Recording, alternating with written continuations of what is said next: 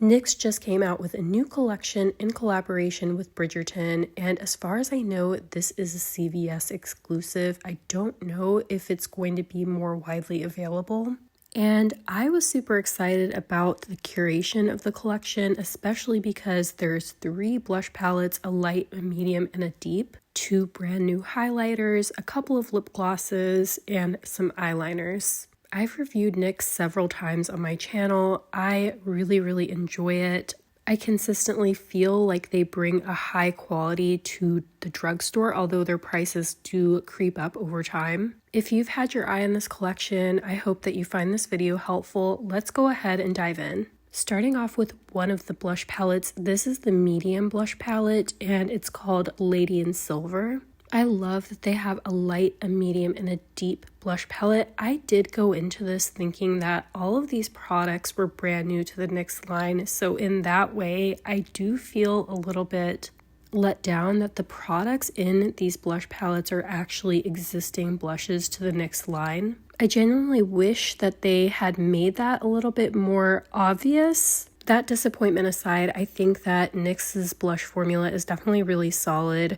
The first kind of more pinky blush is called Getting Butter, and the second more kind of mauve toned blush is For the Butter. These are powder blushes and they have a little bit of a sheen to them. They're not sparkly by any means, but they aren't a flat matte either. They're very pigmented, and this is definitely proof that if a drugstore brand can have at least 3 palettes, certainly more luxury brands can have at least that. So I was curious if that lightest blush was going to show up on my skin tone. I went ahead and went in with my blush brush. It definitely shows up. In fact, I would say that this is a super beautiful blush on my skin tone. Again, just for reference, this is the shade Getting Butter, and then the more pigmented shade is called For the Butter. This one is definitely a lot more pigmented. You definitely have to go in with a light hand with these, but beautiful, and I do really like that kind of soft sheen. Here is what that second blush looks like swatched on my cheek. Okay, now getting into the deeper blush palette. This is called the Queen, and this includes, again, 2 blushes. The shades included in this palette are definitely very rich. And just for reference, in case you do have some of the NYX blushes, that pinkier blush is called Back and Butter, and that more red-toned blush is called Butter Than Before. And again, both of these blushes have that same kind of soft pearl, not shimmer, but not matte, kind of somewhere in between formula. And I think the way that they curated these palettes to have kind of a light, a medium, and a deep was really smart. And if you haven't tried these blushes from NYX, I think this formula is definitely very solid. You can see as I'm swatching it, it's pigmented, but you can build it up for a higher intensity. Although with a brush, I would say that it picks up even more pigment than it does with your fingertips. Starting off with the pinky toned blush and applying it to one of my cheeks, I think you can see exactly what I'm talking about when I say that these are very pigmented when you pick them up with your brush. It's an absolutely beautiful shade, and I definitely took my time to blend this one in just to even out the pigment, and here is what it looks like when it's fully applied. Then I'm going in with the second shade, Butter Than Before. This one is even more pigmented than the Back and Butter shade that I just tried on. I honestly don't think that I own this blush shade or have tried it before, but it's a really pretty tone of red. You can see that it has a hint of pink in it, but definitely more red than pink. Here is what it looks like fully applied. And since there were no eyeshadows that came in this collection, I went ahead and used these blushes on my eyes as well. I took that shade Butter Than Before and I applied it all over the lids. And now we get into my absolutely favorite part of this collection, which is the highlighters. For me, these highlighters are definitely the crown jewel of the collection. They are brand new shades, and there is something just a little bit more special and elevated about these shades.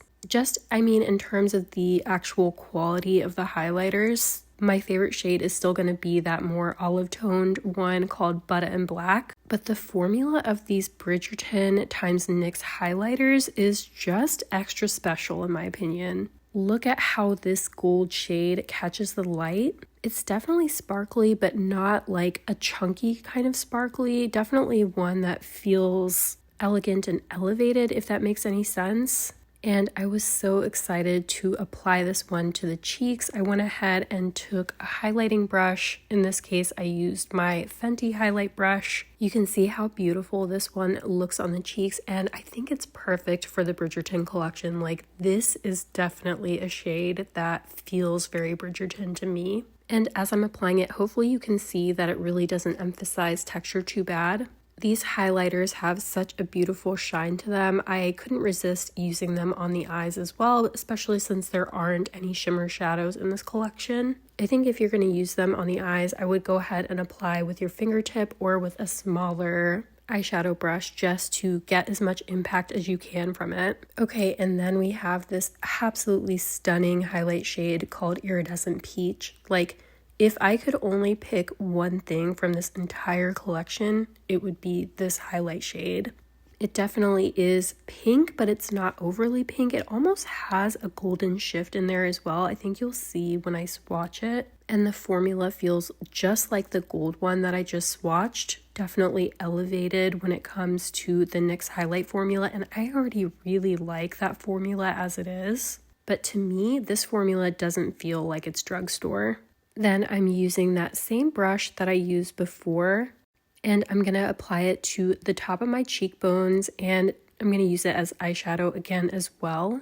I honestly just have to take a moment to appreciate how beautiful this highlighter truly is. And I really appreciate that with both of the highlight shades they have in this collection, there's no ashiness. Then I'm applying it as eyeshadow.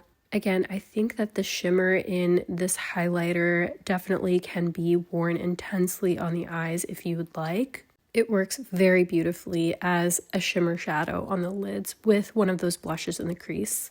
Okay, now I have one of the butter glosses, and this is called the Royal Butter Gloss. It's in the shade called Angel Food Cake. I don't personally own this shade, but again, I do feel a sense of disappointment that the gloss shades that they have in this collection are not unique new shades to the NYX line. Putting that aside, do I think the curation of these glosses was nice? Yes, I do. I think that this is a pink gloss that really goes well with the collection. For Bridgerton, it makes a lot of sense. I personally don't already have this shade, and even if you do, I feel like the price point on the butter glosses is pretty fair. So if you're a Bridgerton lover, I think you're still going to enjoy that there is a unique packaging on these shades.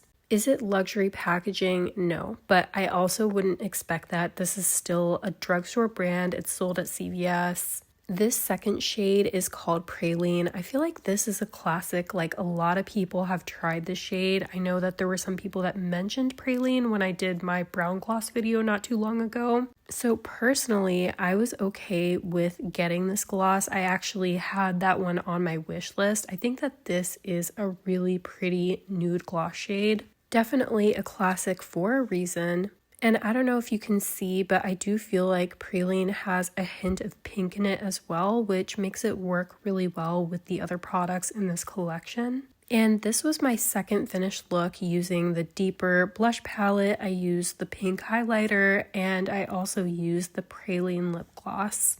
I also want to touch briefly on these liquid eyeliners. There is a gold and a silver eyeliner in this collection, and these actually are unique new shades. So I do appreciate that. I don't think that this formula is very good, to be honest.